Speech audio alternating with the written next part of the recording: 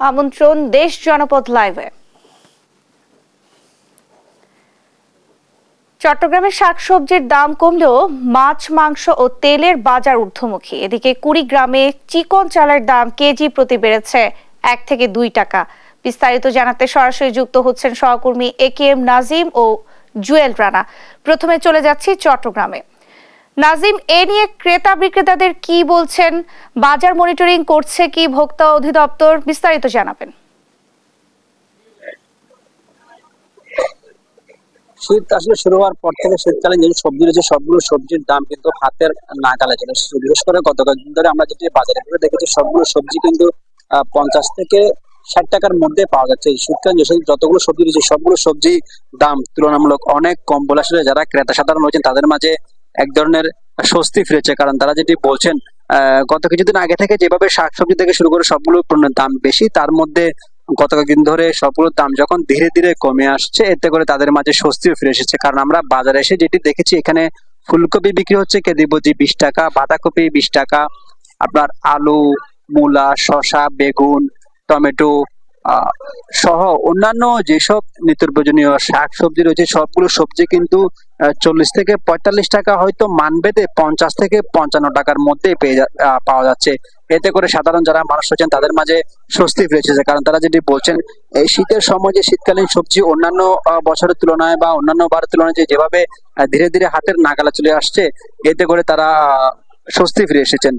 সাধারণ মানুষ বলছেন এভাবে যদি নিত্য প্রয়োজনীয় পণ্যগুলো সবগুলো যদি হাতের নাগালে থাকে তাহলে মানুষের মাঝে আরো স্বাচ্ছন্দ্য বোধ বিরাজ করবে। পাশাপাশি যারা ব্যবসায়ী তারা যদি বলছেন সরবরাহ স্বাভাবিক থাকার কারণে, আসলে মধ্যস্বত্বভোগী না থাকার কারণে সরাসরি কৃষক থেকে ব্যবসায়ীরা পণ্য ক্রয় করতে পারার কারণে মূলত শীতকালীন যতগুলো সবজি রয়েছে সবগুলো সবজির দামই হাতের নাগালে। এতে করে সাধারণ যারা ব্যবসায়ী তারা যেভাবে খুশি আছেন এবং যারা ক্রেতা সাধারণ রয়েছেন, যারা সাধারণ ভোক্তা তারাও কিন্তু খুশিতে রয়েছেন। তবে একটি বিষয় যেটি বারবার সাধারণ মানুষ এবং ব্যবসায়ীরা বলছেন যে মাছ, মাংস যেটি রয়েছে সেটির দাম কিন্তু ঊর্ধ্বমুখী। কারণ আমরা এখানে যেটি দেখেছি যেগুলো দেশি মাছ রয়েছে রুই, কাতলা, মৃগেল, কালীবাউস, এসব মাছ কিন্তু দাম বাড়তি। কারণ এখানে 400 থেকে 450 টাকার নিচে তেমন কোনো দেশি মাছ পাওয়া যাচ্ছে না। কারণ এখানে তেলাপিয়াই শুধু বিক্রি হচ্ছে, পাঙ্কাশ মাছ আর তেলাপিয়া মাছই বিক্রি হচ্ছে আপনার 280 থেকে 300 টাকা পর্যন্ত। বাকি অন্যান্য যেসব মাছ রয়েছে রুই, কাতলা, মৃগেল, কালীবাউস, এগুলোর দাম কিন্তু 400 থেকে 450 টাকার উপরে। আর যদি সামুদ্রিক মাছের কথা বলতে গেলে তাহলে এগুলোর দাম আরো বাড়তি। কারণ এখানে 600 থেকে 700 টাকার নিচে সামুদ্রিক মাছ পাওয়া যাচ্ছে না। কারণ সাধারণ যারা ব্যবসায়ী তারা যেটি বলছেন আসলে মাছগুলো সমুদ্র থেকে ধরার পরে মধ্যস্বত্বভোগীদের কারণে তারা কৃত্রিম সংকট তৈরি করার কারণে কিন্তু তারা এইসব সামুদ্রিক মাছ সহ আসলে এগুলোর দাম ধীরে ধীরে বাড়ছে। এতে করে তারা বারবার যেটি বলছেন সাধারণ যারা ব্যবসায়ী তাদের উপর অভিযান পরিচালনা না করে যেখানে মূল আড়ত রয়েছে, যেখান থেকে সামুদ্রিক মাছগুলো আহরণ করা হয়, মূল আড়তে বা যারা মূল ব্যবসায়ী রয়েছেন তাদের যে অভিযান চালানো দরকার। কারণ ক্ষুদ্র ব্যবসায়ীর কাছে অভিযান চালালে তারা তো ক্রয় করে এনে বিক্রি করেন, এবং তারা যেটি বলছেন মূল আড়তদার গুলোতে কিন্তু অভিযান পরিচালনা করলে তাহলে এসব মাছ, মাংস যে দাম বৃদ্ধি সেটি কিন্তু দাম ধীরে ধীরে কমে আসবে। আর আমরা যদি মাছ, মাংসের কথাই বলি তাহলে এখানে গরুর মাংস কিন্তু বিক্রি হচ্ছে আপনার 900 থেকে 950 টাকা, আবার মানভেদে 1000 টাকা পর্যন্ত বিক্রি হচ্ছে। পাশাপাশি খাসির মাংস 1100 থেকে 1200 টাকা, এবং মুরগি, দেশি মুরগি বলতে গেলে সেটি বিক্রি হচ্ছে আপনার 450 থেকে 500 টাকা। আর ব্রয়লার যেটি বলা হয় ফার্মের মুরগি সেটি কিন্তু বিক্রি হচ্ছে মানভেদে 280 থেকে 320 টাকা পর্যন্ত।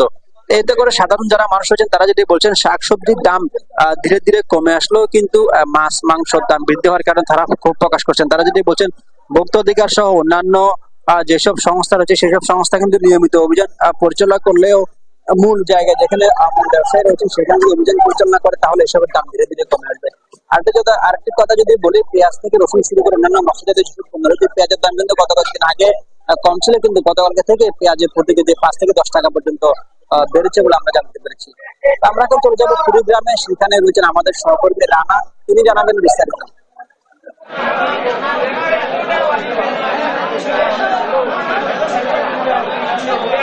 নাজিম, আপনাকে ধন্যবাদ। কুড়িগ্রামের যদি সার্বিক পরিস্থিতি বলতে চাই নিত্যপণ্য বাজারে, সেটি কিন্তু কুড়িগ্রামের বাজারে চিকন যে চালটি রয়েছে সেটির কিন্তু চালের দাম কিন্তু কেজিতে কিন্তু 1, 2, 3 টাকা করে কেজিতে বৃদ্ধি পেয়েছে। এছাড়াও যে মোটা চালটি রয়েছে সেটির কিন্তু দাম কেজিতে 1, 2 টাকা কমেছে। এছাড়াও যে ভোজ্য তেল রয়েছে সেই তেলের দাম সরকারি যে তালিকা রয়েছে সেই তালিকায় বিক্রি হচ্ছে। এছাড়াও কিন্তু সব ধরনের ডালের দাম কিন্তু স্থিতিশীল অবস্থায় রয়েছে। এছাড়াও আমরা সকাল থেকে আমি এই মুহূর্তে রয়েছে কুড়িগ্রামের সবচেয়ে পাইকারি বাজার জিয়া বাজার। এখানে কিন্তু আপনার ব্রয়লার মুরগির দাম কেজিতে 10-20 টাকা বৃদ্ধি পেয়েছে। এছাড়াও কিন্তু সব ধরনের মাছের দামও কিন্তু কেজিতে 10-20 টাকা বেশিতে বিক্রি হচ্ছে। এছাড়াও কিন্তু গতকাল যে পেঁয়াজের দাম ছিল 50 টাকা কেজি, সেটি কিন্তু আজ 5 টাকা কমে 45 টাকা কেজিতে বিক্রি হচ্ছে। এছাড়াও আমি যদি একটু আপনাকে দেখাতে চাই, এছাড়াও আমি এই মুহূর্তে যে সবচেয়ে যে সবজির বাজার সেখানে কিন্তু রয়েছি। এখানে বেগুন প্রতি কেজি বেগুন বিক্রি হচ্ছে 10 টাকা কেজি এবং ফুলকপি বিক্রি হচ্ছে 10 টাকা কেজিতে এবং আলু যে নতুন আলুটি সেটি কিন্তু 25 টাকা কেজিতে বিক্রি হচ্ছে। এছাড়াও কিন্তু কাঁচামরিচ যেটি সেটি কিন্তু 30 টাকা কেজিতে বিক্রি হচ্ছে। ব্রয়লার মুরগি কিন্তু বিষয়টা 10 টাকা করে কিন্তু আসলে কেজিতে বৃদ্ধি পেয়েছে। এছাড়াও বাঁধাকপি প্রতি পিস আসলে 10 টাকা পিছে বিক্রি করছে। এছাড়াও আমরা সাধারণ যারা ক্রেতা রয়েছে আমরা তাদের সাথে কথা বলেছি, তারা কিন্তু এই শীতকালীন যে শাকসবজির বাজার দর সেটিতে কিন্তু তারা স্বস্তি প্রকাশ করছে। এছাড়াও কিন্তু এই গরুর মাংসের কথা বলছে যাই, যদি গরুর মাংস কিন্তু কুড়িগ্রামে 650 টাকা কেজিতে বিক্রি হচ্ছে। এছাড়াও খাসির মাংসের দাম কিন্তু কিছুটা বৃদ্ধি রয়েছে। সব মিলিয়ে কুড়িগ্রামের সবজির বাজার থেকে এই ছিল সর্বশেষ পরিস্থিতি। নেন্সি। রানা, আপনাকে ধন্যবাদ। সেই সঙ্গে নাজিম, আপনাকেও ধন্যবাদ জানাচ্ছি। দর্শক, আমাদের সঙ্গে চট্টগ্রাম এবং কুড়িগ্রাম থেকে সহকর্মীরা যুক্ত হয়েছিলেন। বরিশালে মাংসের দাম অপরিবর্তিত থাকলেও মাছের বাজার চড়া। বিস্তারিত জানাতে সরাসরি যুক্ত হচ্ছেন সহকর্মী শাকিল মাহমুদ। শাকিল, মাছের দাম কত দেখছেন, এ নিয়ে ক্রেতাদের প্রতিক্রিয়া কি, বিস্তারিত জানাবেন। দেখুন, বরিশালে মাংসের বাজার গত সপ্তাহের মতো এই সপ্তাহে থাকলেও কিন্তু মাছের দাম কিন্তু কিছুটা হলেও বেড়েছে, তবে কমেছে সবজির দাম, আবার বেড়েছে চালের দাম। এমন পরিস্থিতিতে কিন্তু ক্রেতারা অনেকটাই ক্ষুব্ধ এবং তারা কিন্তু বারবারই আমাদেরকে জানিয়েছে যাতে বাজার মনিটরিংটা জোরদার করা হয়।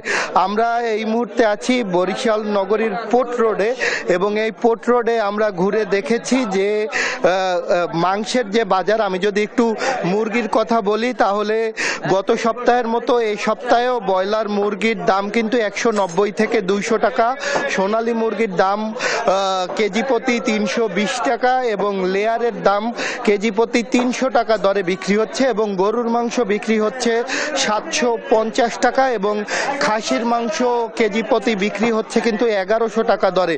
তবে মুশকিল যেটা হয়েছে যে ইলিশ মাছের দাম কিন্তু অত্যাধিক হারে এই বরিশালের বাজারে বেড়ে গিয়েছে এবং এতে কিন্তু বেশি ক্ষুব্ধ কিন্তু ক্রেতারা। এবং আমরা এখানে যারা খুচরা এবং পাইকারি বিক্রেতা আছে তাদের সাথে কথা বলেছিলাম, তারা যেটা আমাদেরকে জানিয়েছে যে 1 কেজি ওজনের ইলিশ বিক্রি হচ্ছে প্রায় 3200 টাকা করে এবং 600 থেকে 900 গ্রাম ওজনের ইলিশ বিক্রি হচ্ছে 2400 টাকা এবং 500 গ্রাম ওজনের ইলিশ কেজি প্রতি বিক্রি হচ্ছে কিন্তু 1500 টাকার ওপরে। এছাড়া আমি যদি একটু অন্যান্য মাছগুলোর কথা যদি বলি তাহলে রুই মাছ বিক্রি হচ্ছে কেজি প্রতি 380 থেকে 400 টাকা, গলদা চিংড়ি 1100 টাকা, পোমা মাছ 350 থেকে 350 টাকা, চাষের কই 180 থেকে 200 টাকা, চিংড়া মাছ শিং মাছ বিক্রি হচ্ছে 350 টাকা, ট্যাংরা মাছ বিক্রি হচ্ছে কেজি প্রতি 500 টাকা। এছাড়া তেলাপিয়া মাছ বিক্রি হচ্ছে 160 টাকা, গ্লাস কাপ 200 টাকা, সিলভার কাপ 150 টাকা এবং রূপচাঁদা মাছ বিক্রি হচ্ছে কিন্তু 800 থেকে 1000 টাকা পর্যন্ত। এবং আমি যদি একটু চালের বাজারের কথা আপনাদেরকে বলি তাহলে চালের দাম কিন্তু বেড়েছে। আমরা যদি 25 কেজি চালের একটা বস্তা সেটা কিন্তু পোকার বেঁধে 60 থেকে 100 টাকা বেড়েছে এবং আর খুচরা বাজারগুলোতে আমরা যদি বলি তাহলে কেজি প্রতি 3 থেকে 6 টাকা হারে কিন্তু পোকার বেঁধে বিভিন্ন প্রকার চালের দাম বেড়েছে। তবে স্বাভাবিক আছে কিন্তু সবজির দাম, সবজির বাজারে বর্তমানে কিন্তু শীতকালীন যে সবজি সবজি, তার সরবরাহ অনেকটাই ভালো। এই কারণে সবজির দামটা মোটামুটি স্বাভাবিক আছে। এবং সবজির দাম যদি আপনাদেরকে একটু বলতে চাই তাহলে কাঁচামরিচ বিক্রি হচ্ছে 40 থেকে 45 টাকা কেজি প্রতি, শসা 30 টাকা, সিম বিক্রি হচ্ছে 30 টাকা, বেগুন 40 থেকে 50 টাকা, টমেটো 50 টাকা, বরবটি 70 থেকে 80 টাকা, করলা 60 টাকা।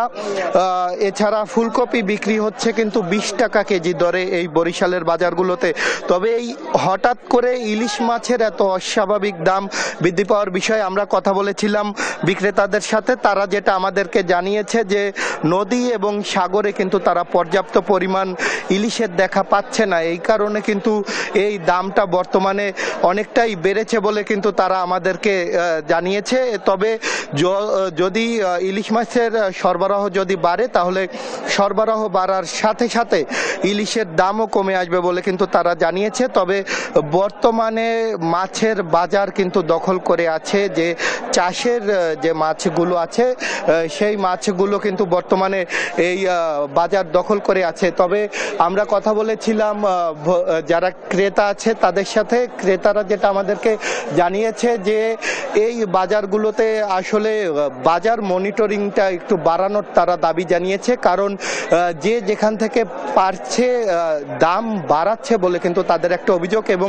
তারা এখনো বলছে, ক্রেতাদের দাবি যে একটি শক্তিশালী সিন্ডিকেট কিন্তু এই বাজারটা নিয়ন্ত্রণ করছে বলে কিন্তু তারা জানিয়েছে। এবং এই সিন্ডিকেটটা যাতে ভেঙে দেয়া হয় সেই বিষয়ে সরকার যাতে নজর দেয় সেই দাবিও কিন্তু তারা জানিয়েছে। বরিশাল থেকে এতটুকুই ছিল আমার কাছে থাকা সবশেষ। শাকিল, আপনাকে ধন্যবাদ। দর্শক, বরিশাল থেকে আমাদের সঙ্গে যুক্ত হয়েছিলেন সহকর্মী শাকিল মাহমুদ। গাজীপুরের বাজারে শীতকালীন সবজির দাম সপ্তাহের ব্যবধানে কমেছে 10 থেকে 20 টাকা। বিস্তারিত জানাতে সরাসরি যুক্ত হচ্ছেন সহকর্মী নজরুল ইসলাম। নজরুল, দাম নিয়ে ক্রেতা বিক্রেতাদের প্রতিক্রিয়া কেমন দেখছেন, বিস্তারিত জানাবেন। নেন্সি, আসলে বাজারগুলোতে কিন্তু শীতকালীন সবজি ভরপুর। প্রতিটি দোকানে কিন্তু দোকানিরা কিন্তু শীতকালীন যে সবজি রয়েছে সেটা কিন্তু পসরা সাজিয়ে বসেছেন। আমরা সকাল থেকে গাজীপুরের যে সবচেয়ে বড় বাজার, কাঁচা বাজার, এখানে দেখতে পেয়েছি শীতকালীন সবজি কিন্তু বাজারে ভরপুর রয়েছে। অর্থাৎ প্রতিটি দোকানেই কিন্তু শীতকালীন সবজি এবং আপনার প্রতিটি দোকানেই কিন্তু সাজিয়ে রয়েছে। কিন্তু ক্রেতারা এই জায়গায় কিনে কিন্তু সন্তুষ্টি প্রকাশ করছেন। পাশাপাশি আমরা দেখেছি যে গত সপ্তাহের তুলনায় কিন্তু আজকের এই বাজারে কিন্তু আপনার প্রতি কেজি শীতকালীন যে সবজি রয়েছে সেই সবজিগুলো কেজিতে 20 টাকার মতো কমেছে। অর্থাৎ মূলা এখানে আমরা দেখতে পেয়েছি যে 10 টাকা থেকে 8 টাকা কেজি দরে বিক্রি করছে। ফুলকপি কিন্তু 10-12 টাকা কেজি আপনার পার পিস বিক্রি করছে। সিম কিন্তু 15 টাকা কেজি দরে বিক্রি হচ্ছে। অর্থাৎ এখানে পেঁপে বিক্রি হচ্ছে যেটা গত সপ্তাহে 30 টাকা ছিল, আজকে কিন্তু 15 টাকা দরে বিক্রি হচ্ছে। অর্থাৎ লাউ কিন্তু আমি দেখতে পেয়েছি যে আমার পিছনে যে লাউগুলো রয়েছে সেগুলো কিন্তু এগুলা 20 টাকা 25 টাকা দরে বিক্রি। অর্থাৎ শীতকালীন যে সবজিগুলো রয়েছে সেই সবজিগুলো কিন্তু একবারই নিম্নমুখী বাজার। অর্থাৎ এখানে যারা বাজার করতে আসেন তারা কিন্তু সন্তুষ্টি প্রকাশ করছেন যে বাজার শীতকালীন যে সবজি মানে বাজার কিন্তু মানুষের সহনীয় পর্যায়ে রয়েছে। অর্থাৎ দিন আনা দিন খাওয়া মানুষগুলো কিন্তু স্বস্তি প্রকাশ করেছেন বাজার নিম্নমুখী দেখে। তো এই পাশাপাশি আমরা দেখেছি ডিমও কিন্তু স্থিতিশীল রয়েছে, ডিমের বাজার, এবং মাংস কিন্তু সেই আগের যে অবস্থায় ছিল 750 থেকে 800 টাকা দর সেটাই কিন্তু রয়েছে। মাছের বাজারটা সেই আগের মতোই বিক্রি হচ্ছে। কিন্তু এই বাজারগুলোতে কিন্তু আপনার যে ক্রেতা তারা কিন্তু অভিযোগ করছেন যে এখানে কিন্তু রোগা এবং অসুস্থ গরু কিন্তু পরীক্ষা ছাড়াই কিন্তু এই সমস্ত বাজারগুলোতে জবাই হচ্ছে এবং সেগুলো কিন্তু নির্বিঘ্নে কাস্টমারের কাছে বিক্রি হচ্ছে। অর্থাৎ এখানে কিন্তু মনিটরিং ব্যবস্থা না থাকার ফলে কিন্তু এই অবস্থা তৈরি হয়েছে। এছাড়া কিন্তু শীতকালীন যে সবজিগুলো রয়েছে অর্থাৎ এগুলো কিন্তু প্রতিদিনই কিন্তু নিম্নমুখী, অর্থাৎ এখানে কিন্তু প্রতিদিনই দাম কমছে। তো এই ব্যাপারে আমরা দু একজনের সাথে কথা বলার চেষ্টা করব, আমরা জানার চেষ্টা করব যে বাজার পরিস্থিতিটা কি রকম দেখতেছেন। তো বাজার পরিস্থিতিটা আপনারা কি রকম দেখতেছেন? বাজার পরিস্থিতি তো সবজি অনেক দাম কম, আমাদের এই দোকানে কাস্টমার নাই, সব 10 টাকা 20 টাকা কেজি, সিম 10 টাকা কেজি, 15 টাকা কেজি। তার কারণে মনে করেন রাস্তাঘাটে সব জায়গায় পাওয়া যাচ্ছে, এই কারণে পাবলিক আসছে না বাজারে, একবারে কাস্টমার নাই বললেই চলে, অনেক লস হচ্ছে আরো দোকানদাররা। ভাই তো বাজার করছেন, কি অবস্থা বাজারে? ভাই এখন বাজার করে অনেক মজা পাই আমরা। আগে মনে করেন যে মূলা কিনতে পারি নাই, 100 টাকা কেজি ছিল, এখন হয়েছে 10 টাকা কেজি। ধরতে গেলে 3 কেজি কিনা যায় 20 টাকা দিয়ে। এটা বেগুন হয়েছে আপনার বর্তমানে 30 টাকা 20 টাকা, আগে যেটা ছিল 120 টাকা কেজি। মানে সবকিছুর এখন দাম কম। এখন বাজার করে অনেক মজা ভাই। মনে করেন যে পেঁয়াজ হয়েছে কারণ 50 টাকা কেজি 40 টাকা কেজি, আগে ছিল মনে করেন যে 120 টাকা প্রায় 200 টাকা কেজি বন্ধু। এইরকম আরেকজনের কাছে জানার চেষ্টা করবো, ভাই বাজার পরিস্থিতি কিরকম? জি আলহামদুলিল্লাহ, আমরা সবজি কিনে এখন অনেকটা আনন্দিত আছি, খাইয়ে মজা পাইতেছি। যেহেতু সবজির দাম অনেক বেশি ছিল আগে, আমরা যারা সাধারণ মানুষ যারা সারা সবজি কিনতে আমরা হিমশিম খাইছিলাম, কিন্তু এখন আলহামদুলিল্লাহ সবজি সবার সাধ্যের ভিতরে আছে, সব জিনিসের দাম কম পাওয়ার দ্বারা আমরা সবাই কিনতে পারতেছি আলহামদুলিল্লাহ। এই জন্য আমরা শুকরিয়া আদায় করি। আপনি শুনলেন এরকমটাই, কিন্তু মানুষের মনে কিন্তু আমরা দেখতে পেয়েছি যে কিন্তু তারা মানে কথাগুলো যে বলছেন আমাদের সাথে, সেটা কিন্তু আনন্দে এবং তাদের মধ্যে কিন্তু মুখে হাসি নিয়ে এই কথাগুলো বলছেন। অর্থাৎ বাজার পরিস্থিতি তারা সবাই চাচ্ছেন যে এইরকম সহনীয় পর্যায়ে থাকলে তাদের মানে নিম্ন আয়ের যারা রয়েছেন, অর্থাৎ এখানে কিন্তু আপনি জানেন যে এটা গার্মেন্টস অধ্যুষিত এলাকা, এখানে দিন আনা দিন খাওয়া মানুষের সংখ্যা বেশি। তো এখানে তারা চাচ্ছেন যে তাদের যে সবজির যে বাজারটা রয়েছে, অর্থাৎ সেই সবজি বাজারটা যেন মানুষের ক্রয় ক্ষমতার মধ্যে থাকে। তো এটাই কিন্তু সাধারণ মানুষের প্রত্যাশা। আমরা বাজারের ভিতরে গিয়েছিলাম, সেখানেও কিন্তু একই অবস্থা এবং বেশ কয়েকটি বাজার কিন্তু আমরা আজকে ঘুরে দেখেছি। সেখানে কিন্তু প্রতিটি বাজারে আমরা একই রকম চিত্র অনুভব করছি যে সব জায়গায় কিন্তু অর্থাৎ শীতকালীন যে সবজিগুলো রয়েছে সেগুলো কিন্তু সাধারণ মানুষের ক্রয় ক্ষমতার মধ্যে রয়েছে এবং প্রতিদিনই কিন্তু দাম নিচের দিকে নামছে। অর্থাৎ এই মূলা থেকে শুরু করে সব ধরনের পণ্যই কিন্তু এখন আপনার মানুষের নিম্ন আয়ের মানুষের ক্রয় ক্ষমতার মধ্যে। একজন কিন্তু বললেন যে এখানে কিন্তু এখন 300 টাকার বাজার করলে ব্যাগ ভরে বাজার করা যায় এবং আগে কিন্তু 1000 টাকা দিয়েও ব্যাগ ভরে বাজার করা যেত না। তো এইভাবেই কিন্তু গাজীপুরের যে বাজারগুলো রয়েছে প্রতিটি বাজারে কিন্তু একই চিত্র বিরাজ করছেন এবং সব জায়গায় আমরা দেখেছি সাধারণ যে মানুষ রয়েছেন, সাধারণ মানুষ কিন্তু এখন তারা কিন্তু সবাই মানে সন্তুষ্টি প্রকাশ করছেন যে এরকম বাজার ব্যবস্থা যদি ঠিক থাকে তাহলে সবকিছুই ঠিক থাকবে। তবে তারা এবং বিভিন্ন আপনার ডিমের বাজারও একই অবস্থা দেখতে পেয়েছি আমরা। ডিম কিন্তু মানুষের সাধ্যের মধ্যেই রয়েছে এবং সবকিছুই মানুষের সাধ্যের মধ্যেই রয়েছে। তো এই বাজারগুলোর পরিস্থিতি কিন্তু এইভাবে আমরা সকাল থেকে বেশ কয়েকটি বাজার কিন্তু আমরা ঘুরে দেখেছি যে মানুষের মধ্যে কিন্তু আমরা উৎফুল্ল লক্ষ্য করেছি যে সাধারণ মানুষ কিন্তু বারবার সন্তুষ্টি প্রকাশ করছেন এবং বলছেন যে বাজার নিম্নমুখী হচ্ছে, নিম্নমুখী যাচ্ছে এবং তাদের ক্রয় ক্ষমতার মধ্যেই রয়েছে বাজার। তো এই ছিল আমার কাছে গাজীপুর বাজার থেকে সর্বশেষ। নজরুল, আপনাকে ধন্যবাদ। দর্শক, গাজীপুর থেকে আমাদের সঙ্গে যুক্ত হয়েছিলেন সহকর্মী নজরুল ইসলাম। চাঁপাইনবাবগঞ্জের ফুটপাতের দোকানে জমজমাট উষ্ণ কাপড়ের বেচাকেনা। বিস্তারিত জানাতে সরাসরি যুক্ত হচ্ছেন সহকর্মী তারেক রহমান। তারেক, ক্রেতাদের ভিড় কেমন দেখছেন, বিস্তারিত জানাবেন। আমি সকাল থেকে কিন্তু চাঁপাইনবাবগঞ্জের বেশ কয়েকটি ফুটপাতের দোকান ঘুরে দেখেছি। বেলা বাড়ার সাথে সাথে কিন্তু প্রত্যেকটি দোকানে বেচা কিনা জমে উঠেছে। এখানে ব্যবসায়ীরা আমাদেরকে জানিয়েছেন যে যত শীত পড়ছে ততই কিন্তু বেচা কিনা তাদের বেড়ে যাচ্ছে। চাঁপাইনবাবগঞ্জে টানা 4-5 দিন ধরে শৈত্যপ্রবাহ চলছে। এই শৈত্যপ্রবাহের কারণে কিন্তু মানুষজন চরম দুর্বিষহ জীবনযাপন করছে। আমি এই মুহূর্তে আছি চাঁপাইনবাবগঞ্জের নিউ মার্কেট এলাকায়। এই এলাকাতে কিন্তু একটি বৃহৎ একটি ফুটপাতে মার্কেট গড়ে উঠেছে এবং সকাল থেকে সন্ধ্যা পর্যন্ত কিন্তু জমজমাট বেচাকেনা চলছে। ব্যবসায়ীরা আমাকে জানিয়েছেন তারা চিটাগাং, ঢাকা, টাঙ্গাইল, সিরাজগঞ্জ বিভিন্ন এলাকা থেকে তারা এই গরম কাপড়গুলা সংগ্রহ করে চাঁপাইনবাবগঞ্জে নিয়ে এসে ফুটপাতে বিক্রি করছেন এবং এই তাদের দোকানের ক্রেতা মূলত নিম্ন আয়ের মানুষ থেকে সর্বোচ্চ যারা চাকরিজীবী আছে, ব্যবসায়ী আছে, সব শ্রেণী পেশার মানুষ কিন্তু তাদের এই দোকান থেকে গরম কাপড় তারা সংগ্রহ করছেন। আমরা একটু কথা বলতে চাই একজন ব্যবসায়ীর সাথে। আসলে আপনার কাছে আমরা একটু জানতে চাই যে আপনারা কতদিন ধরে এখানে ব্যবসা করছেন, ব্যবসা বাণিজ্য কেমন হচ্ছে, আর কোন শ্রেণীর মানুষজন আপনাদের কাছে গরম কাপড় সংগ্রহ করতে আসছে? এখান থেকে আমাদের সকল ধরনের শ্রেণীর মানুষ এখান থেকে গরম ধরনের কাপড় সংগ্রহ করে। আর এটা যখন শীত আসে তখন থেকে আমরা মূলত এটা শুরু করি। ঠান্ডা হলে বেশি কাস্টমার হয়, ঠান্ডা না থাকলে কম। এই তো, আর কিছু বলা লাগবে? আর এমনিতেই বেচে কিনা সকল ধরনের শ্রেণীর মানুষ এখানে আসে, ছোট থেকে বড় ধরনের সব ধরনের মাল পাওয়া যায় আমাদের এখানে। এগুলো আর কতদিন চলবে আপনাদের এই? আপাতত এই মাসটা পর্যন্তই চলবে। ঠান্ডা যদি থাকে তার সামনে মাসের 15 দিন পর্যন্ত হয়তো যেতে পারে। ধন্যবাদ। আপনি শুনছিলেন যে এখানে এই শীতবস্ত্রের দোকানে কিন্তু সব শ্রেণী পেশার মানুষ এসে কিন্তু এখান থেকে তাদের গরম গরম কাপড় শীতবস্ত্র কিনে নিয়ে যায়। আমরা একটু আপনাদেরকে আবার একটু দেখাতে চাই যে এখানে কিন্তু শিশু থেকে বৃদ্ধ এবং সব শ্রেণী নানা শ্রেণীর পেশার কিন্তু সব পোশাকই এখানে কম দামে বিক্রি করছেন তারা, এবং কি যারা বড় বড় মানুষ আছে এবং বিভিন্ন শ্রেণীর মানুষ আছে তারাও কিন্তু এখান থেকে শীত বস্ত্র সংগ্রহ করছেন। 200 টাকা থেকে শুরু করে 1000, 1500 টাকা এ পর্যায়ে এই দামেরও কিন্তু এখানে শীত বস্ত্র তারা বিক্রি করছেন।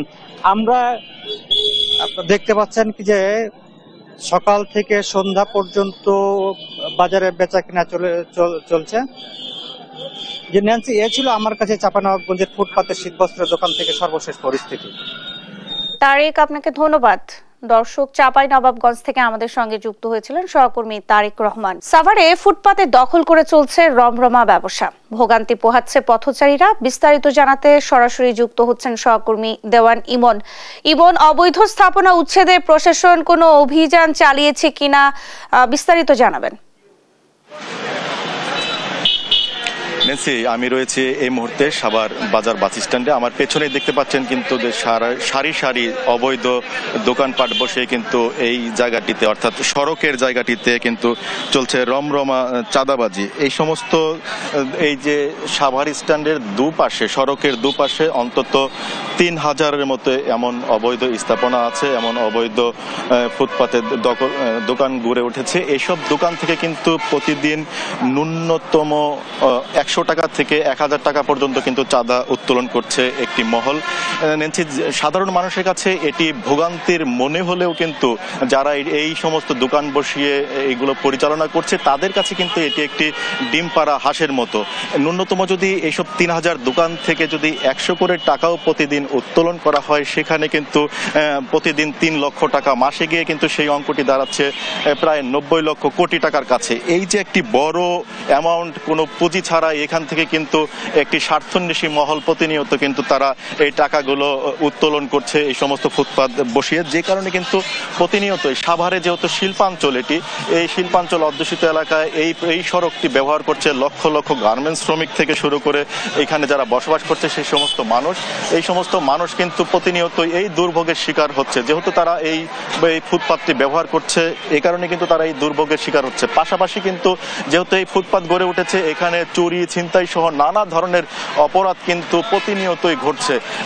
এছাড়া যদি আপনাদেরকে বলি যে অভিযানের বিষয় যেটি বললেন, যে বিগত মাসে অর্থাৎ ডিসেম্বর মাসে একবার উপজেলা প্রশাসনের পক্ষ থেকে এখানে অভিযান পরিচালনা করা হয়েছে। তারপরে কিন্তু আমরা আর এখানে কোনো ধরনের অভিযান পরিচালনা করতে কাউকে দেখিনি। সে সময় আমরা যারা অভিযান পরিচালনা করেছিলেন সেখানে যৌথ বাহিনীর সদস্যরাও ছিল, উপজেলা প্রশাসন ছিল, তাদের কাছে কিন্তু আমরা সেই সময় জানতে চেয়েছিলাম যে তাদের যে এই যে উচ্ছেদ কার্যক্রম বা অভিযান এটি অব্যাহত থাকবেন কিনা। সেই সময় কিন্তু প্রশাসন আমাদেরকে জানিয়েছিলেন যে আগামীতেও কিন্তু তাদের এই কার্যক্রমগুলো কিন্তু তারা অব্যাহত রাখবেন এবং মানুষ যেন এই সড়কটি দিয়ে নির্বিঘ্নভাবে চলাফেরা করতে পারে সেটি কিন্তু তারা অব্যাহত রাখবেন। কিন্তু আমরা এখন দেখছি যে যেদিন সেই অভিযানটি পরিচালনা করা হয় সেদিনের পর থেকে কিন্তু সেই দিনই অর্থাৎ সন্ধ্যা নাগাদ তাদের অভিযান কার্যক্রমটি শেষ হয়েছে। আবার সেই রাত থেকেই কিন্তু আমরা দেখেছি যে এই যে যারা ফুটপাতে বসেছিলেন তারা কিন্তু আবার তাদের সেই কার্যক্রমগুলো একই গতিতে চালাচ্ছেন।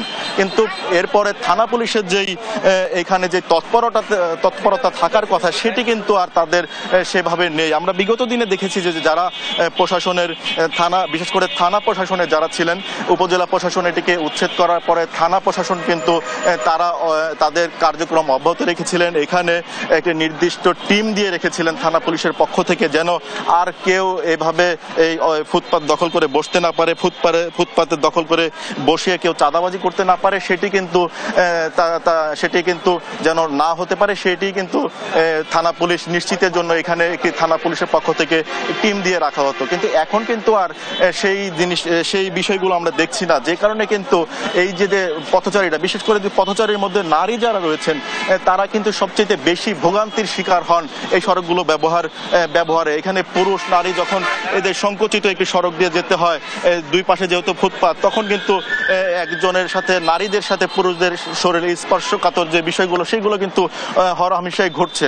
পাশাপাশি দেখেন যে যেহেতু এই যে দোকানগুলো গড়ে উঠেছে, এখানে কিন্তু এমনি কিন্তু কেউ এসে এখানে একটি দোকান বসাতে পারবে না। এই এক একটি পজিশন নির্ধারিত করে দেওয়া হয় এবং এই যে ফুটপাতের যে সড়কের যে জায়গাগুলো দেখছেন, এখানে কয়েকটি সারি কিন্তু গড়ে উঠেছে। প্রথম সারি যেটি দেখা যাচ্ছে যাদের মার্কেটের সামনে, শপিং মলের সামনে, সেই দোকানগুলো তারা নিয়ন্ত্রণ করছে, এরপরের গুলো আরেকটি মহল নিয়ন্ত্রণ করছে, তারপরে সারিটা আরেকটি মহল নিয়ন্ত্রণ করছে। এভাবে কিন্তু কয়েকটি স্তরে কিন্তু এই সমস্ত দোকানপাটগুলোর চাঁদা চলে যাচ্ছে এবং এই জনসাধারণ যেটি বলছে যে কিছুক্ষণ আগে একজনের সাথে আমি লাইভটি শুরুর আগে একজনের সাথে কথা বলছিলাম, তিনি আমাকে বলছিলেন যে আপনারা যারা জেনেও না জানার ভান করছে তাদেরকে তো আপনারা এগুলো করে জানাতে পারবেন না। অর্থাৎ তিনি এমনটি বোঝাতে চাইলেন যে যেই প্রশাসনকে আমরা দৃষ্টি আকর্ষণের জন্য আমরা এই খবর করছি, এই খবরগুলো তুলে ধরছি, দুর্ভোগগুলো তুলে ধরছি, সেই সমস্ত প্রশাসন তো নিজেরাই জানেন, যেহেতু প্রশাসনের নাকের ডোগায় এই ধরনের চাঁদাবাজি হচ্ছে, প্রতিনিয়ত দিনের শেষে চাঁদাগুলো উত্তোলন করা হচ্ছে, কারা উত্তোলন করছে এটা কিন্তু সবাই জানেন, তারপরেও কেন প্রশাসন ব্যবস্থা নেয় না, এটিই কিন্তু জনসাধারণের প্রশ্ন। পাশাপাশি যেহেতু এটি সড়কের জায়গা জুড়ে, অর্থাৎ সড়ক ও জনপদের যে সড়কগুলো আছে, লোকাল লেন আছে, ঢাকার যে মহাসড়কের, এটি যেহেতু একটি গুরুত্বপূর্ণ মহাসড়ক, সেই মহাসড়কের জায়গা জুড়ে যেহেতু এই ফুটপাতগুলো গড়ে উঠেছে, সেখানে কিন্তু প্রতিনিয়ত এই লোকাল লেনে যারা এই লোকাল লেন দিয়ে যাতায়াত করে তারা কিন্তু দীর্ঘ সময় যানজটের ভোগান্তি পোহায়।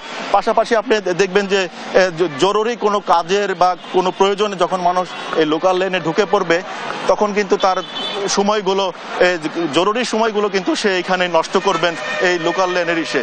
আমরা প্রতিনিয়ত এই সমস্ত দুর্ভোগের যে চিত্রগুলো এগুলো তুলে ধরলেও কিন্তু অজানা কারণে, অদৃশ্য কারণে, কিন্তু অদৃশ্য শক্তির কারণে কিন্তু প্রশাসন এই সমস্ত ব্যবস্থা নিচ্ছে না, যে কারণে মানুষের দুর্ভোগটা যেন চিরাতে একটি প্রতিনিয়ত যেই দুর্ভোগ মানুষ পাচ্ছে সেটি থেকে কোনোভাবেই বেরিয়ে আসা তাদের সম্ভব হচ্ছে না। এছাড়া যদি আমি আরেকটি বিষয় আপনার মাধ্যমে জানিয়ে রাখতে চাই, আমি সাভারের পৌরসভা কেন্দ্রিক একজন বিএনপি নেতার সঙ্গে আমার আলাপ হয়েছিল।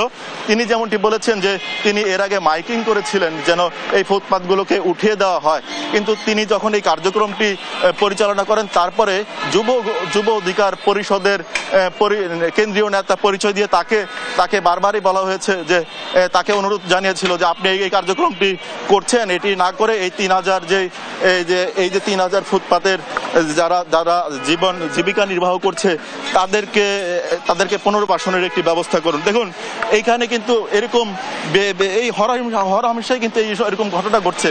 কেউ এসে একজন উদ্যোগ নেবেন, খুব কম সংখ্যক লোকই কিন্তু এই উদ্যোগটি গ্রহণ করতে চান, তারপরেও যখন উদ্যোগ নেওয়া হয় তারপরে কিন্তু বিভিন্ন জায়গা থেকে তাদেরকে তদবির করে বিভিন্নভাবে কিন্তু সেটিকে বন্ধ করে দেওয়া হয় এবং এই যে অবৈধ কার্যক্রম সেটি কিন্তু চালানো হয়। এই কারণেই কিন্তু প্রতিনিয়ত এই সাভারের যারা বসবাস করছেন তারা কিন্তু দুর্ভোগের শিকার হচ্ছেন এবং এই যে একটি বড় ধরনের দুর্ভোগ এই যে জনসাধারণ পোহাচ্ছে দীর্ঘদিন ধরে এই সাভারে, সেটি থেকে কিন্তু কোনোভাবেই রেহাই পাচ্ছে না। নেন্সি। ইমন, আপনাকে ধন্যবাদ। দর্শক, সাভার থেকে আমাদের সঙ্গে যুক্ত হয়েছিলেন সহকর্মী দেওয়ান ইমন। ফরিদপুর বরিশাল মহাসড়কের জেলা শহর থেকে ভাঙ্গা পর্যন্ত প্রায় 32 কিলোমিটার অংশ খানাখন্দে পরিণত হয়েছে। এতে চরম ভোগান্তি পড়েছেন সাধারণ মানুষ। বিস্তারিত জানাতে ফরিদপুর থেকে সরাসরি যুক্ত হচ্ছেন সহকর্মী NKB নয়ন, কর্তৃপক্ষ সড়কের সংস্কার নিয়ে কি বলছেন, বিস্তারিত জানাবেন। জি, ধন্যবাদ আপনাকে। আমি এই মুহূর্তে দাঁড়িয়ে আছি ফরিদপুর বরিশাল মহাসড়কে। যেটি মহাসড়ক, আসলে এটি মানুষের কাছে একটি মহাসড়ক না, এটি মানুষের যে অভিযোগ এবং যাত্রীবাহী যে পরিবহন চালকরা আছে, সাধারণ মানুষ আছে যারা এই পথ দিয়ে চলাচল করে, তাদের কাছে এটা একটি মরণ ফাঁদ। আসলে মহাসড়ক বলতে সে মহাসড়কের যে চলাচল একেবারে অনুপযোগী হয়ে পড়েছে। আমি স্থানীয়দের সঙ্গে কথা বলেছি, সাধারণ মানুষের সঙ্গে কথা বলেছি, যারা গাড়ি চালক, যারা সাধারণ যাত্রী, তাদের সঙ্গে কথা বলেছি। তাদের যে অভিযোগ, দীর্ঘদিন ধরে এই রাস্তা সংস্কারের অভাবে এবং চলাচলের একেবারে অনুপযোগী হয়ে পড়েছে। তো সংশ্লিষ্ট সূত্রে জানা গেছে যে ঢাকা থেকে ভাঙ্গা পর্যন্ত 91 কিলোমিটার সড়ক, যে সড়কে যে কোনো বাস পরিবহন আসতে সময় লাগে মাত্র 1 ঘন্টা থেকে 1 ঘন্টা 20 মিনিট। আর এই ভাঙ্গা থেকে রাজবাড়ী রাস্তার মোড় পর্যন্ত এটা হচ্ছে 33 কিলোমিটার রাস্তা, যেখানে এই এতটুক পথ পাড়ি দিতে প্রায় 1 ঘন্টার উপরেও বেশি সময় লাগে। বিশেষ করে আমরা আরো জানতে পেরেছি যে পদ্মা সেতু চালু হওয়ার পর এই মহাসড়ক দিয়ে কিন্তু ব্যাপক আকারে যানবাহনের চাপ বেড়েছে। আগের থেকে প্রায় দ্বিগুণ যানবাহন এই মহাসড়ক দিয়ে চলাচল করে, কিন্তু মহাসড়কটির অবস্থা এতই দুর্দশা, এতই নাজুক পরিস্থিতি যে এখান দিয়ে যানবাহন চলাচলে মানে খুবই মারাত্মক বিঘ্ন ঘটছে, যা সাধারণ মানুষের এবং সাধারণ যারা গাড়ি চালক তাদের চরম ভোগান্তির শিকার হচ্ছে তারা। এমনটি কিন্তু আমরা সকলের সঙ্গে কথা বলে জানতে পেরেছি। এদিকে সড়ক বিভাগের সঙ্গে কথা বলেছি। সড়ক বিভাগের যে ফরিদপুর নির্বাহী প্রকৌশলী আছেন, ওনার সঙ্গে কথা হয়েছে। ওনার ভাষ্য মতে এই যে মহাসড়কটি এটা ভবিষ্যতে 4 লেনে রূপান্তরিত হবে, যার কারণে এই 4 লেনের কাজ চলতেছে। এই কাজ মানে চলমান আছে। এটার এই রাস্তার জমি অধিগ্রহণের কাজ চলমান এবং মাঝে মাঝে কিছু সংস্কার করা হয়। এই সংস্কার করে আপাতত জোড়াতালির মাধ্যমে এই সড়কটি দিয়ে কিন্তু যানবাহন চলাচল করছে এবং হাজার হাজার যানবাহনের কিন্তু চাপ এবং প্রতিনিয়তই কিন্তু ছোটখাটো দুর্ঘটনা যেন নিত্য সঙ্গী। এমনকি কিন্তু যারা সাধারণ মানুষ আছে তাদের সঙ্গে কথা বলেছি। আমি এই মুহূর্তে দাঁড়িয়ে আছি ফরিদপুরের ফরিদপুর যে বাকুন্ডা বাজার, বাকুন্ডা ব্রিজ, সেই ব্রিজ সংলগ্ন এই মহাসড়কের পাশে দাঁড়িয়ে আছি। এখানে স্থানীয় একজন মোটরসাইকেল মেকানিক আছেন, ওনার সঙ্গে আমরা কথা বলবো, ওনার একটু ভাষ্য আমরা জানবো। ফরিদপুর বরিশাল মহাসড়কের বাকুন্ডা থেকে 3 কিলোমিটার পূর্বে রাস্তার অবস্থা খুবই খারাপ এবং প্রতিনিয়ত দুর্ঘটনা ঘটে এবং গাড়িগুলা প্রতিদিন অ্যাক্সিডেন্ট হয় এবং লোকজনের ভোগান্তি সৃষ্টি হয় এবং গাড়িগুলাতে ভাঙ্গা থেকে ফরিদপুর যাইতে লাগে 30 মিনিট, সেখানে আমাদের 1 ঘন্টা লাগে। প্রতিনিয়ত মানুষের হয়রানি এবং মানুষের অশান্তির সৃষ্টি হয়। আর প্রতিদিন মোটরসাইকেল দুর্ঘটনা ঘটে, অটো বাইক গুলা কাচ্চিতে পড়ে যায়, রাস্তায় দুর্ঘটনা ঘটে, প্রতিদিন এরকম হতে থাকে। দর্শক, আমরা একজন সাধারণ মানুষের কথা শুনছিলাম এবং উনি এমনটি বললেন সেই নানা দুর্ভোগের কথা। তো আসলে এই যে মহাসড়কটি, এটি একটি চরম ভোগান্তির শিকার হয়েছে স্থানীয়দের কাছে এবং আমরা আরেকটি যে বিষয় জানতে পেরেছি যে এই পথ দিয়ে কিন্তু উত্তর অঞ্চলের, পশ্চিম অঞ্চলের বিভিন্ন কৃষিপণ্য কিন্তু এই পদ্মা সেতু পার হয়ে এই রাস্তা দিয়ে কিন্তু যায়, কিন্তু এই মহাসড়কটি দিয়ে যাতায়াতের কারণে কিন্তু এখন এই ভাঙাচোরা সড়কের জন্য কিন্তু অতিরিক্ত সময় লাগছে। আগে যদি 1 ঘন্টা সময় লাগতো, এখন সময় লাগে 2 ঘন্টা।